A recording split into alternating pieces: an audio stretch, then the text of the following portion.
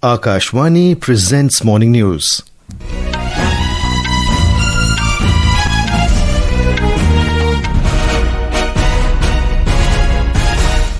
Good morning. I am VC Pramod. The headlines. Prime Minister Narendra Modi presides over a meeting of Cabinet Committee on Security to discuss developments in Nepal. Indian Airlines cancels flights to Kathmandu. Vice President-elect CP Radhakrishnan describes his election to second highest constitutional post as victory of nationalistic ideology. Vows to work towards making India a developed nation by 2047. ISRO says India has secured 9 major world records in space exploration and is on track to add 8 to 10 more in the coming years. US President Donald Trump says, looking forward to speak with my good friend Prime Minister Modi, expresses optimism of successful outcome from India-US trade talks. Israeli military confirms carrying out assassination attempt targeting top Hamas leaders in Qatar's capital Doha. And in cricket, Afghanistan beat Hong Kong by 94 runs in Asia Cup opener. Team India to begin their campaign today against hosts UAE in Dubai. Prime Minister Modi presided over a meeting of the Cabinet Committee on Security yesterday to discuss the developments in Nepal. In a social media post, the Prime Minister said violence in Nepal is heart-rending.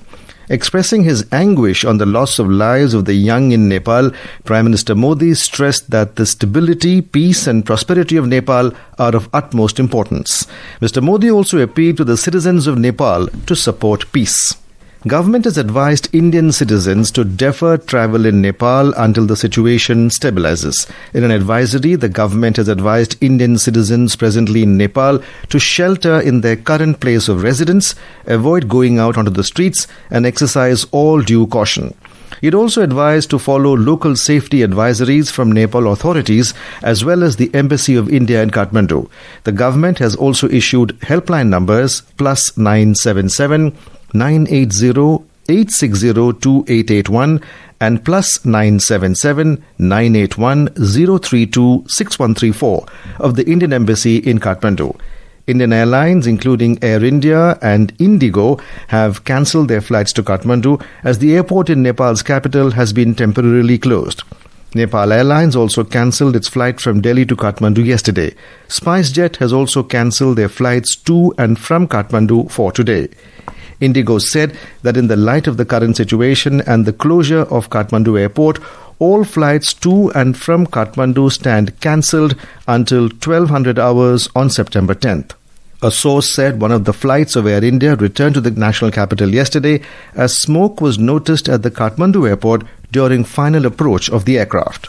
Meanwhile, in Nepal, Gen Z representatives from various groups met with Army Chief Ashok Raj Sigdel late night at a military base to present their issues. A senior Nepali army officer interpreted this as an initial attempt to understand Gen Z's views rather than a formal negotiation. Let's go over to our Kathmandu correspondent Shweta Singh for more. Shweta, what is the latest update you have for our listeners from Nepal?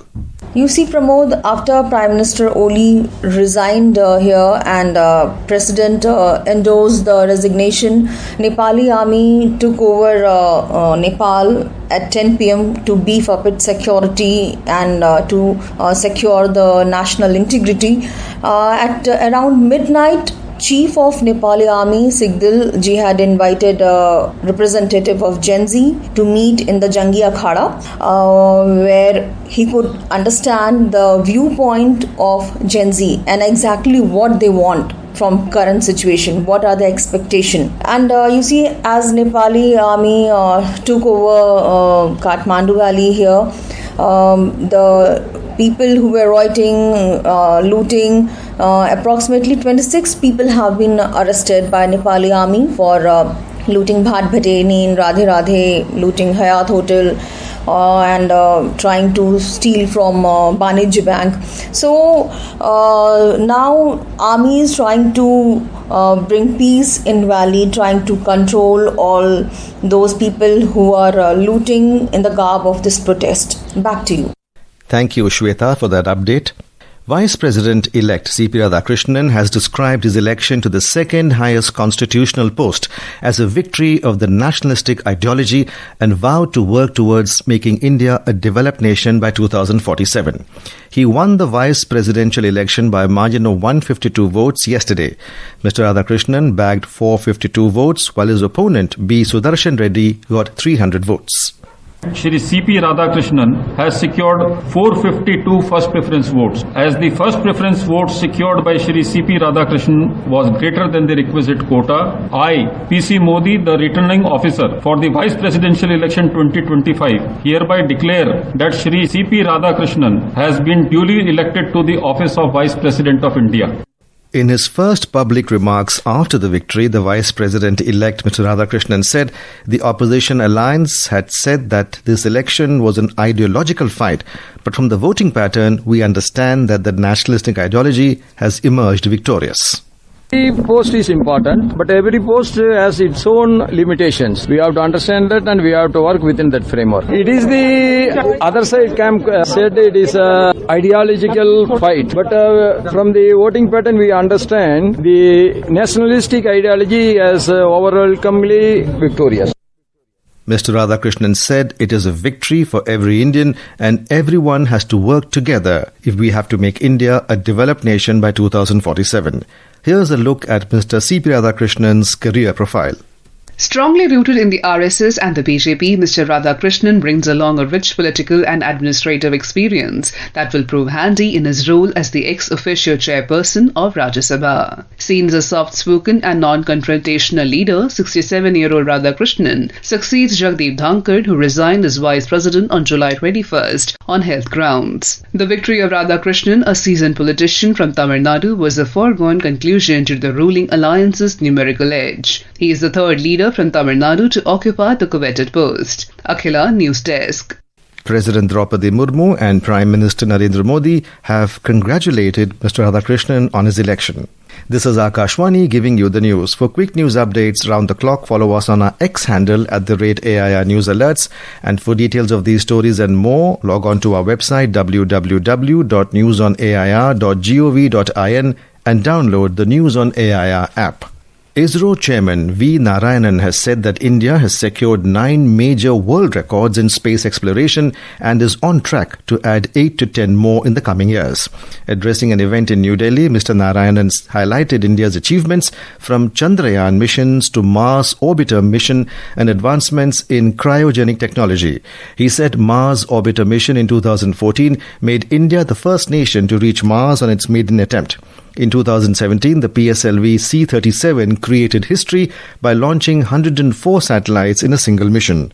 Mr. Narayanan said Chandrayaan-2 in 2019 placed the world's best orbiter camera around the moon, while Chandrayaan-3 in 2023 made India the first country to land a spacecraft near the lunar South Pole. He said between 2014 and 2017, India achieved 3 global records in cryogenic stage development, including the fastest maiden flight of LVM-3 with a cryogenic stage in 28 months. Looking ahead, Mr. Narayanan said ISRO plans to achieve 8 to 10 additional world records in space technology. US President Donald Trump has said that the United States and India will continue negotiations to address trade barriers between the two countries. In a post on his social media platform, Truth Social, Trump said he's looking forward to speaking with my very good friend Prime Minister Modi in the upcoming weeks. President Trump expressed optimism that there will be no difficulty in coming to a successful conclusion for both of our great countries. The announcement comes weeks after the US imposed a 50% tariff on Indian goods, including an additional 25% penalty on purchases of Russian oil. Prime Minister Narendra Modi today said that India and the US are close friends and natural partners. In a social media post, Prime Minister Modi reaffirmed that he is confident that the trade negotiations between the two nations will pave the way for unlocking the limitless potential of the India-US partnership. He further said that the teams at both sides are working to conclude these discussions at the earliest. Mr. Modi added that he is looking forward on speaking with US President Donald Trump soon. The Prime Minister expressed hope towards working together with President Trump to secure a brighter, more prosperous future for both the people of both the nations. Israeli military has confirmed carrying out an assassination attempt targeting top Hamas leaders in Qatar's capital Doha, where multiple explosions were reported yesterday. Both the Israeli Defense Forces (IDF) and Israel's internal security agency Shin Bet acknowledged responsibility for the operation, marking the first known Israeli military action on Qatari soil. According to a statement from Hamas, the Israeli strike killed 5 of its members but failed to assassinate its negotiating delegation currently based in Doha. In a statement, Hamas held the US jointly responsible for the attack, citing Washington's continued support for Israeli aggression and crimes against Hamas people. The Qatari Foreign Ministry has condemned the strike as a cowardly act, describing it as a blatant violation of international laws and norms. Meanwhile, the White House said the Israeli operation in Doha ran counter to President Donald Trump's efforts to achieve peace in Gaza. Briefing media, White House Press Secretary Karoline Leavitt called the attack as unfortunate. Unilaterally bombing inside Qatar, a sovereign nation and close ally of the United States that is working very hard and bravely taking risks with us to broker peace, does not advance Israel or America's goals. However, eliminating Hamas, who have profited off the misery of those living in Gaza, is a worthy goal. India has expressed concern and called for restraint and diplomacy following the Israeli strikes in Doha. In a statement, Ministry of External Affairs said New Delhi is deeply concerned about the developments and their impact on the security situation in the region. It added that India strongly urges restraint and diplomacy to ensure that peace and security in the region are not endangered.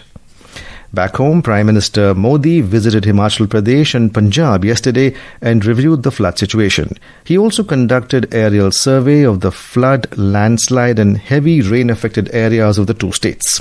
In Himachal Pradesh, Prime Minister held a meeting with the state government on the damage caused and assesses the loss. The Prime Minister announced financial assistance of 1,500 crore rupees for Himachal Pradesh. A report. Prime Minister Narendra Modi's visit to Himachal Pradesh has brought a sense of relief and reassurance to the disaster-affected people. By reaching ground zero, interacting with affected families and motivating relief workers, the Prime Minister demonstrated a strong gesture of solidarity. While meeting with the affected families, Mr. Modi offered his condolences and assured that the central government would provide all possible support in rebuilding homes, schools, roads and other critical infrastructure. He also announced an ex gratia of 2 lakh rupees for the next of kin of the deceased and 50,000 rupees for the injured. Ritesh Kapoor, Akashvani News, Shimla. For Punjab, the Prime Minister announced a financial assistance of 1,600 crore rupees in addition to 12,000 crores already in the state's kitty. In Jammu and Kashmir, the 270-kilometer-long strategic Jammu-Srinagar National Highway NH44, the lifeline of Kashmir Valley, is likely to reopen for light motor vehicles today after remaining closed for 9 consecutive days. Afghanistan handed a massive 94-run defeat to Hong Kong in the opening match of the Asia Cup at Abu Dhabi in UAE last night. Opting to bat first, Afghanistan posted 188 for 6 in the allotted 20 overs, thanks to a 73-run knock by Sekidullah Atal and a 20-ball half-century by Azmatullah Omarzai. Today, Team India is set to begin its campaign against host UAE at the Dubai International Cricket Stadium. And now, for a look at today's newspapers, it's over to Shagun Chopra. Thank you, Pramod. All papers headline the story of the turmoil in Nepal as protests against a short-lived ban on social media grew violent as protesters set fire to buildings that host government offices and Nepal's parliament in Kathmandu. Gen Z oust Oli as turmoil continues to engulf Nepal, headlines the Hindustan Times. And finally, CP Radhakrishnan being elected as 15th Vice President is widely covered on front pages of all dailies. And with that, it's back to you, Pramod. Thank you, Shagun. And now, before we end the bulletin, the headlines once again.